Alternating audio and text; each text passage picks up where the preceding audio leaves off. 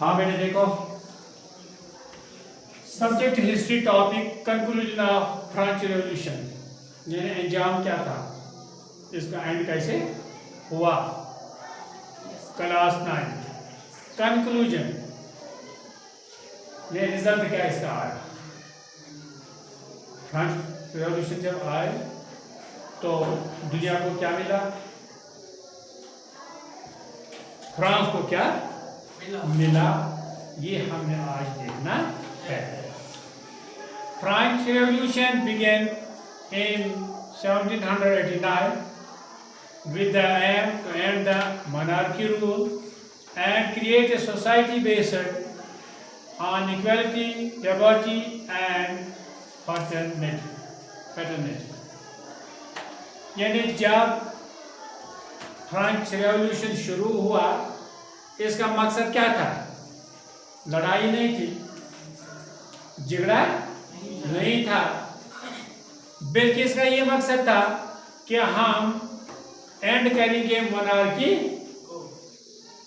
Monarchy rule, यानी खानदानी राज को हम क्या करेंगे, एंड करेंगे, खत्म करेंगे, और क्रिएट ए सोसाइटी, और हम एक सोसाइटी बनाए, हम उस समाज को बनाए जो जिसकी बुनियाद किस पर थी, होगी इक्वलिटी, यानी सब बराबर होंगे, कोई भेदभाव नहीं होगा, लिबर्टी सबको आज़ादी होगी, एंड फ्रेटर्निटी, और सब खुद कफील होंगे, सब खुद कफील होंगे, यानी सबको अपनी चाहत, सब अपनी खुशी से रहें, किसी का जोर जबरदस्ती नहीं चलेगी।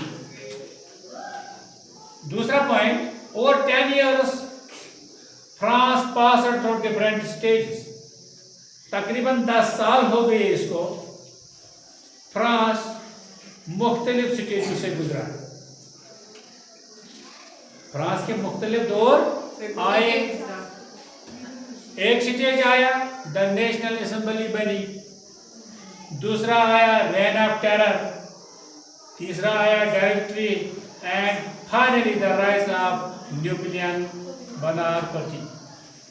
और फिर क्या हुआ, ये स्टेज भी आए, लास्ट पर एक बादशाह आया, लास्ट बादशाह मोनार्की का, जिसका नाम था नेपोलियन बोनापार्ट। तो अचीवमेंट ऑफ द रेवोल्यूशन, अब इस रेवोल्यूशन से क्या हासिल हुआ, इस रेवोल्यूशन से क्या हासिल हुआ, देखो क्या हुआ। End of monarchy and federal system, जागीरदाराना निजाम और खानदानी राज खत्म हो गया। एक पॉइंट ये, the king and nobles lost their privileges, जो उस वक्त बादशाह था और जो उसके वजीर थे, उसके चहेते थे, उनके जो भी मुराद थे, उनकी जो अयाशी थी वो खत्म हो गई, and France became a Republic, और फ्रांस क्या बना, एक जमहूरी मुल्क बना। कौन बना, फ्रांस। दूसरा point, declaration of man and citizen, आदमी और शहरियत का डिक्लेरेशन हुआ। Introduced principle of freedom, equality and justice, यानी लोगों में, शहरियों में ये बेदारी पैदा हुई, उनमें ये बात बिठाई गई कि हमें किन उसूलों की आज़ादी होनी चाहिए, इक्वलिटी एंड जस्टिस, हमें इक्वलिटी भी होनी चाहिए और हमें इंसाफ भी होना चाहिए।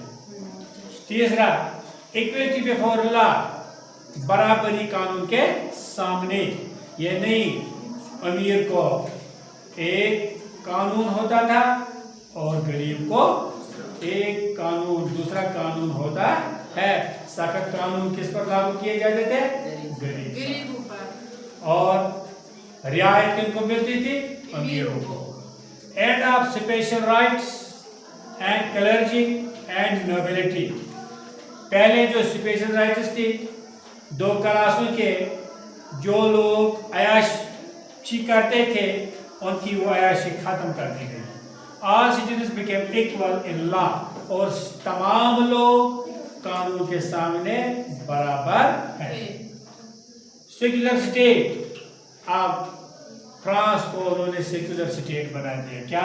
Church property was taken over, जो है ना मौलवी साहब की प्रॉपर्टी थी उसको सरकार ने अपने तहवील में ले लिया, अपने कब्जे में ले लिया। State and religion were separated, मुल्क को मजहब के साथ अलग किया गया। सियासत को एक तरफ उन्होंने रखा और मजहब को एक तरफ रखा, यानी मजहब मस्जिद में रखा, त्योहारों में रखा, इज्तिमाओं में रखा और अपने कल्चर के लिए रखा। मजहब को हुकूमत के साथ कोई लेना देना नहीं है, उसी को बोलते हैं secular state. Inspiration of the world, अब इस फ्रेंच रेवोल्यूशन ने दुनिया को क्या दिया? कौन सा पैगाम दुनिया ने इस फ्रेंच रेवोल्यूशन से लिया? French revolution inspired democratic movements in Europe. French revolution ने क्या किया? डेमोक्रेटिक मूवमेंट, यानी डेमोक्रेटिक तहरीक शुरू हो गई यूरोप में, अमेरिका में, Latin America and other countries of the world. तो पूरे वर्ल्ड में कंसेप्ट आया डेमोक्रेसी का और खानदानी राज का खात्मा हुआ। अब आइए बेटे, लिमिटेशन ऑफ द रेवोल्यूशन। अब इसकी कुछ खामियां भी रही, इसकी कुछ खामियां भी रही। किसकी? रेवोल्यूशन की। यानी जब भी किसी वक्त लड़ाई होता है, झगड़ा होता है, ये किसी वजह से होता है, ऐसे नहीं होता है। तो the revolution went through violence and instability. जब भी झगड़ा होता है, बता बेटे, जब भी झगड़ा होता है, क्या झगड़ा पीसफुली होता है या लड़ाई से होता है? लड़ाई। झगड़ा तो लड़ाई है ना। जो भी ये रेवोल्यूशन चला गया, इसमें वायलेंस, तबाही आई, लोग मारे गए, इंस्टेबिलिटी, मुल्क का कंट्रोल दरहम बरहम, मुल्क अच्छी तरह से नहीं चलता था।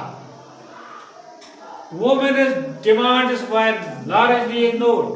औरतों की जो डिमांड होते थे, अब उनके हुकूक अक्सर बेशतर दबाए जाते थे।